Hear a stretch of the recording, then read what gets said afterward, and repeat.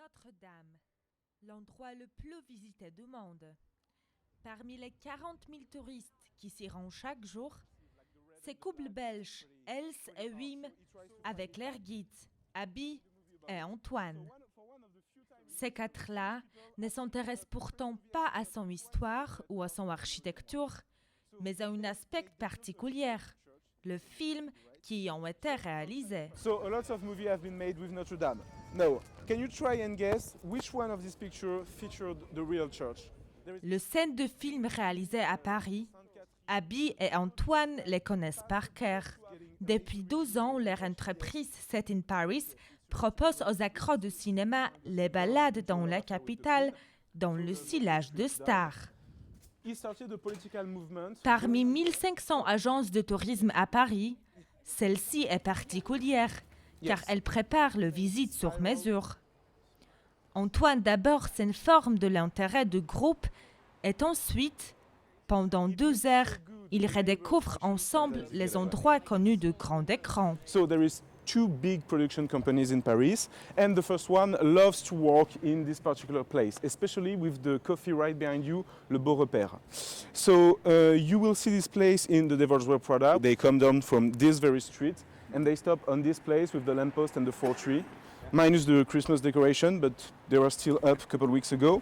Le diable s'habille au Prada, le film à gros budget, ou encore les grands classiques du cinéma français. Nous passons par les endroits connus de Before Sunset, Paris brûle-t-il, le fabuleux destin d'Amélie Poulain, La Panthère rose, Marie-Antoinette, La mémoire dans la peau, et beaucoup, beaucoup plus. The one we're going to see later on the tour. Et avec tout ça, il y a aussi de la place pour des anecdotes. No, we stop. But there is one fun fact I love about this movie. You know that they come to Paris to taste the chicken. They went to the restaurant, they set up the actors, the camera, everything, and the chef comes with the chicken himself. And you know, expensive restaurants always tend to serve you this tiny amount of food. So it's a tiny bit of chicken, and the director is crazy. He's saying, "What? What is this? This is not chicken. They won't fly all over the Atlantic for a tiny piece of chicken. You take it back. You cook me big American chicken." Les histoires que raconte Antoine, il les a parfaitement en tête. Il passe plusieurs heures ici à les renouveler. C'est dans leur bureau du 5e arrondissement qu'Abby et Antoine préparent le balade. Ici, ils gèrent aussi la communication de l'entreprise, car pour l'instant, les visites marchent surtout avec le bouche à l'oreille. C'est d'ailleurs comme ça que cette Américaine a eu l'idée. La première année, j'avais énormément d'amis américains en visite. Je les emmenais sur les lieux de Sex and the City. C'est tout ce qu'ils voulaient voir. Et je l'ai fait tellement de fois que je me suis dit, pourquoi ne pas en vivre ? Donc j'ai commencé à visiter, à regarder des films sur Paris. Et c'est comme ça que tout a commencé. Les affaires ont grandi du jour au lendemain.